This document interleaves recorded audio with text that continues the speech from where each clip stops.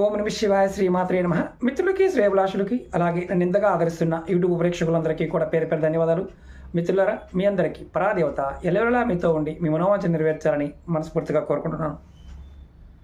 ఈరోజు మనం ఎంత పెద్ద అప్పు ఉన్నా సరే, అంటే మీరు కొన్ని కోట్ల రూపాయలు అప్పు చేసినా సరే, ఆ అప్పు తీర్చడానికి అత్యంత ప్రభావవంతమైన 100% ఫలితాన్ని ఇచ్చే ఉపాయం చెప్తాను.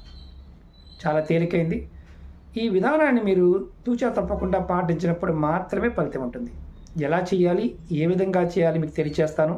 అలాగే మీకు ఈ వీడియో నచ్చినట్లయితే లైక్ చేయండి. ఛానల్ని కొత్తగా చూసే మిత్రులు సబ్స్క్రైబ్ చేసుకోండి.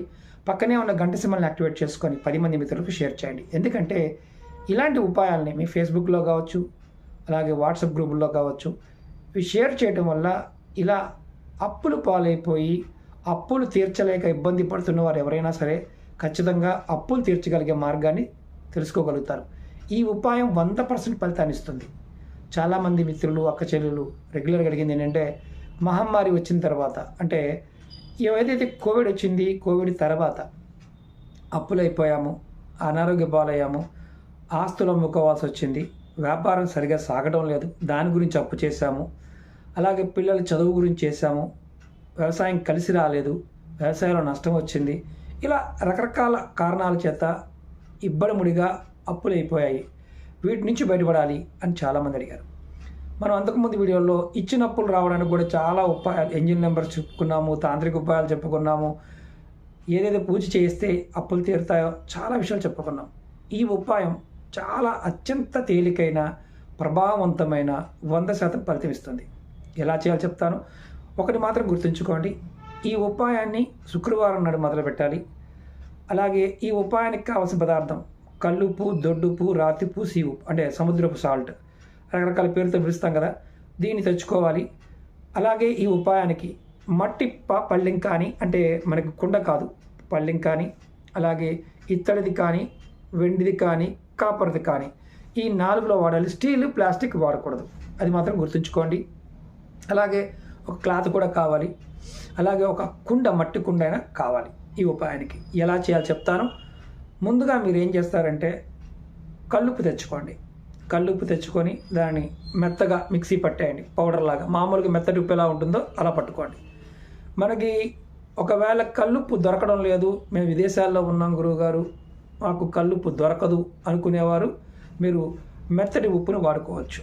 కానీ ఒకటి గుర్తుంచుకోండి, దీనికి కల్లుప్పుతో చేస్తేనే మంచిది, ఫలితం బాగుంటుంది. అంటే కల్లుప్పుని మెత్తగా చేసుకోవాలి. మెత్తగా చేసి మిక్సీలో పట్టుకోండి. మిక్సీ పట్టేస్తే మెత్తగా అవుతుంది. లేదు మనకి కల్లుప్పులోనే కొన్ని మార్కెట్లు, సూపర్ మార్కెట్లో బాగా లావుగా కాకుండా సన్నగా ఉండే ఉప్పు కూడా దొరుకుతుంది. అంటే చిప్స్ లాగా ఉంటుంది, మన పంచదార లాగా ఉంటుంది. మరీ అంటే మామూలుగా రెగ్యులర్గా కూరల్లో వేసేది మరీ పలచగా ఉంటుంది. అలా కాకుండా మీరు తెచ్చుకొని దీన్ని దంచినా కానీ, లేకపోతే మిక్సీలో పెట్టినా కానీ అవుతుంది. ఒక 1/4 కేజీ అనేది పర్వాలేదు, 1/2 కేజీ పర్వాలేదు. మీ దగ్గర ఉన్న ఇత్తడి ప్లేట్ కానీ, కాపర్ ప్లేట్, అంటే రాగిది కానీ, ఇత్తడిది కానీ, లేదా మట్టి మూకుడైనా పర్వాలేదు. అంటే ఒక ప్లేట్ పెద్దగా ఉండాలి. ఒక 1/2 కేజీ కానీ, 1/4 కేజీ పట్టే విధంగానే ఉండాలి.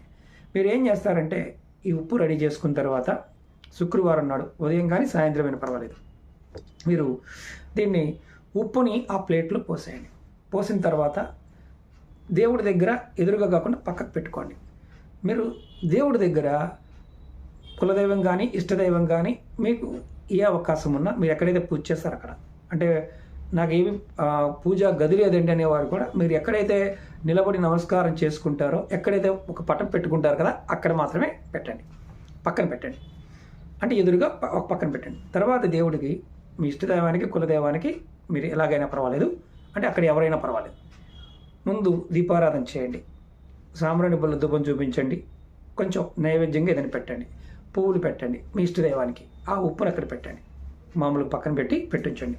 తర్వాత మీరు ఏం చేస్తారంటే, మీకు ఎంత అప్పు ఉందో, అంటే ఒక లెక్క, ఒక 10 లక్షల అప్పు ఉందనుకోండి, ఆ ఉప్పు మీద మీరు చేత్తో 10 లక్షలు, అంటే 1 0 0 0 0 0 మళ్ళీ 2 సున్నాలు, అంటే 10 లక్షలకి ఎన్ని సున్నాలు అంటే అన్ని సున్నాలు, అట్లా అంకెని ఉప్పు మీద రాయాలి.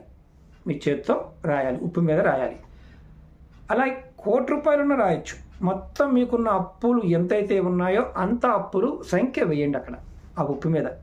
వేసిన తర్వాత పక్కనే పెట్టండి. కానీ ఆ ఉప్పు ఈ పెట్టిన ప్లేట్ని కానీ ఏదైతే మనం మట్టి పాత్రలో పెట్టినా, ఇతర దాంట్లో పెట్టినా, వెండి దాంట్లో పెట్టినా, కవర్ దాంట్లో పెట్టినా దాన్ని మాత్రం కదపకూడదు. అది అక్కడే ఉంచాలి.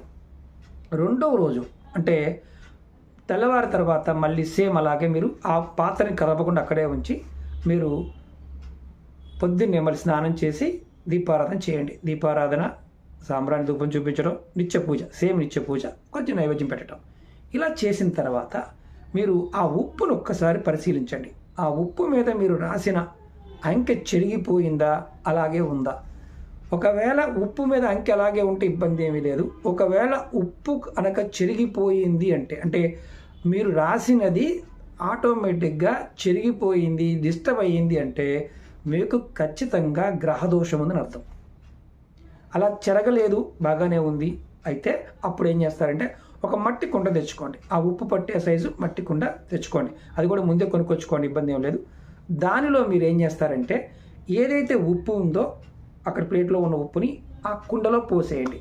పోసి దాని మీద క్లాత్ కట్టండి. రెండవ రోజు మార్నింగ్ క్లాత్ కట్టండి. కట్టిన తర్వాత మీరు దాన్ని అదే గదిలో, దేవుడి గదిలో ఒక పక్కన పెట్టుకోండి. ఎక్కడైతే దేవుడు ఉందో అక్కడ ఒక పక్కన పెట్టండి.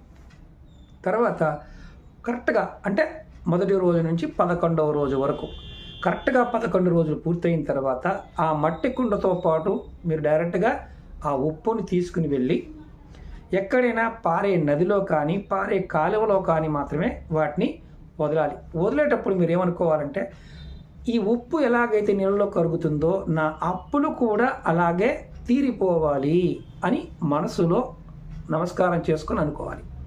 మళ్ళీ చెప్తాను, ఈ ఉప్పు ఎలా కరుగుతుందో అలాగే నా అప్పులు కూడా కరిగిపోవాలి, తీరిపోవాలి అని కోరుకోవాలి. మీరు ఇప్పుడు ఇది ఒక్కసారి చేశారు. 11 రోజుల తర్వాత అంటే 11 రోజులు మీ దేవుడి మందిరంలో పెట్టి 12వ రోజులు తీసుకెళ్ళి కలిపారు. అది అర్థం చేసుకోండి. ఇప్పుడు ఇంకొక సమస్య ఏంటంటే ఇప్పుడు ఉప్పు పెట్టిన ఉప్పు చెదిరిపోయింది అంటే మనం ఏం కదపకుండానే అంకి చెరిగిపోయింది. అప్పుడు ఏం చేయాలి? మళ్ళీ 2వ రోజు అంటే తర్వాత రోజు మళ్ళీ ఉప్పు తీసుకువచ్చి మళ్ళీ సేమ్ అలాగే అంటే ఇదంతా తీసేసి మళ్ళీ పక్కన పెట్టేసి మళ్ళీ కొత్తగా ప్రయోగాన్ని చేయాల్సిందే. అలా ఎన్నిసార్లు చెరిగిపోయినా అన్నిసార్లు చేయాల్సిందే. ఒకటి, ఈ ప్రయోగం చేసే ముందు మీరు కోరుకోవాల్సింది ఏంటంటే అంటే మొట్టమొదటిసారిగా దేవుడికి నమస్కారం చేసుకుంటారు కదా, ధనదక్షిణామూర్తిని తలుచుకొని నా అప్పులు తీరిపోవాలని కోరుకోవడం, అలాగే లక్ష్మీదేవిని తలుచుకొని నా అప్పులు తీరిపోవాలని మనస్ఫూర్తిగా కోరుకొని ఆ సంఖ్య రాయండి. ఇది 11 రోజులు అలాగే ఉండాలి. ఇప్పుడు మనకు కొన్ని అనుమానాలు వస్తాయి. ఆ అనుమానాల గురించి కూడా చెప్పేస్తాను. గురువుగారు ఈరోజు పెట్టాను, తర్వాత నాకు నెలసరి వచ్చింది, 11 రోజుల మధ్యలో గ్యాప్ వచ్చింది, అప్పుడు నా పరిస్థితి ఏంటి? అప్పుడు నేను చేయకూడదు కదా. మీరు మొదటి రోజు చేశారు, 2వ రోజు మూట కట్టారు, 3వ రోజు అదే రోజు మీకు నెలసరి వచ్చింది అనుకోండి, మీరు దాన్ని అంటుకోరు కాబట్టి ఎలాంటి ఇబ్బంది లేదు. 11 రోజుల తర్వాత దాన్ని నీళ్ళలో కలపాలి. ఇది ఇంట్లో ఉన్న మగవాళ్ళైనా చేయవచ్చు, ఆడవాళ్ళైనా చేయవచ్చు, ఎవరైనా కుటుంబం కోసం చేయవచ్చు. అంటే స్నేహితుల కోసం మాత్రం చేయకూడదు, కుటుంబ సభ్యుల కోసం మాత్రం ఎవరైనా ఈ ఉపాయాన్ని చేయవచ్చు, అప్పు ఉన్నవాళ్ళు. ఇది మొదటి పాయింట్. రెండోది, ఎవరు చేయకూడదు అంటే ఎలాంటి సందర్భంలో చేయకూడదు? నెలసరి ఉన్నవారు ఈ ఉపాయం చేయకూడదు. కుటుంబంలో ఎవరైనా నెలసరి ఉంది, మా పూజాగది సపరేట్గా ఉంది, వాళ్ళు చేసుకోవచ్చు, ఎలాంటి ఇబ్బంది లేదు. కుటుంబ పెద్దైనా చేయవచ్చు, తల్లైనా చేయవచ్చు, పిల్లలైనా చేయవచ్చు. అప్పు చేసిన వారు ఎవరైనా చేయవచ్చు, ఆ కుటుంబం కోసం కూడా ఎవరైనా చేయవచ్చు. కానీ ఇక్కడ ముఖ్యమైన విషయం ఏంటంటే నది లేకుండా ఈ ఉపాయం చేయడానికి లేదు. అంటే కాలువ కానీ నది కానీ, మీరు ఒకవేళ నాకు నది లేదండి నా దగ్గరలో అంటే దూరంగా నది ఉన్న ఆ రోజున వెళ్ళి అది కలిపి రావాలి.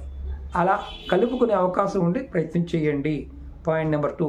పాయింట్ నెంబర్ 3, ఇప్పుడు ఇంట్లో ఎవరైనా మరణించి ఉన్నారు, పెద్ద కర్మ అవ్వలేదు అంటే చనిపోయిన తర్వాత మనం 11వ రోజున 13వ రోజున కర్మ పెట్టుకుంటాం. 9, 11, 13 పెట్టుకుంటాం. ఆ కర్మ అయిపోయిన తర్వాత ఇది చేసుకోవచ్చు.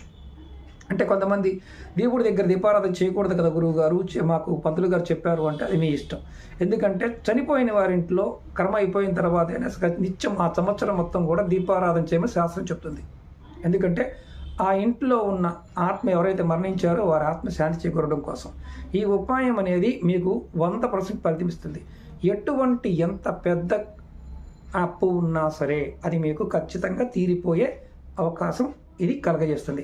నమ్మిక, విశ్వాసం చాలా అవసరం. నమ్మకం లేని వారు పొరపాటున ప్రయత్నం చేయకండి. ఇది బాగా గుర్తుంచుకోండి. నమ్మకంతోనే ప్రయత్నం చేయాలి. నమ్మకం లేకపోతే పొరపాటున కూడా ప్రయత్నం చేయవద్దు. ఇంకొకటి ముఖ్యమైన విషయం ఏంటంటే, ఇలాంటి ఉపాయాలు, ఈ ఉపాయంతో పాటు ఇంక వేరే కూడా చేయవచ్చా? నిర్భయంగా చేయవచ్చు. అలాగే చాలామంది అడుగుతున్నారు, సమస్యల గురించి అడుగుతూ ఉన్నారు. మన ఛానల్లో ఉన్న ప్లేలిస్ట్లోకి వెళ్ళండి, నెంబర్ ఆఫ్ వీడియోస్ ఉన్నాయి. అలాగే మన ఛానల్ డిస్క్రిప్షన్లోనే మన వేరే ఛానల్ లింక్స్ కూడా ఇచ్చాను. వాటిల్లో మీరు ఏంటంటే అందులో కూడా వీడియోస్ ఉంటాయి. ప్రతిరోజు వచ్చే అంటే కొత్తగా వీడియోలు పెడుతూ ఉంటాం, పాత వీడియోలు కూడా రెగ్యులర్గా షేర్ చేస్తూ ఉంటాం దాంట్లో. అలాగే మీరు గుర్తుంచుకోవాల్సింది ఏంటంటే, ఏదైనా చేస్తున్నప్పుడు ఈ ఉపాయం చేస్తూ ఇంకొక ఉపాయం చేయొద్దు అంటే చేయవద్దు. అంతేగాని లేకపోతే ఆ వీడియోలో చెప్పలేదు అంటే ఎన్ని ఉపాయాలైనా చేయవచ్చు. ఇది గుర్తుంచుకోండి. ఓకే మిత్రులారా, మీకు ఈ వీడియో నచ్చినట్లయితే లైక్ చేయండి, ఛానల్ని సబ్స్క్రైబ్ చేసుకోండి. 10 మంది మిత్రులకు ఎవరైతే సమస్యలతో బాధపడుతున్నారో మీ ఫేస్బుక్ అలాగే వాట్సాప్ గ్రూపులో షేర్ చేయండి. అలాగే ఎవరైనా సరే రెగ్యులర్గా మనతో టచ్లో ఉండాలనుకునేవారు, నేను చేసే ప్రతి వీడియో మీకు ప్రతిరోజు రావాలనుకునేవారు, మన వాట్సాప్ గ్రూప్ కూడా ఉంది, ఫేస్బుక్ గ్రూప్ కూడా ఉంది. వీడియో డిస్క్రిప్షన్లో గ్రూప్ లింకులు కూడా ఇచ్చాను. వాటిలో మీరు డైరెక్ట్గా జాయిన్ కావచ్చు. ఓం నమః శివాయ. శ్రీమాత్రే నమః.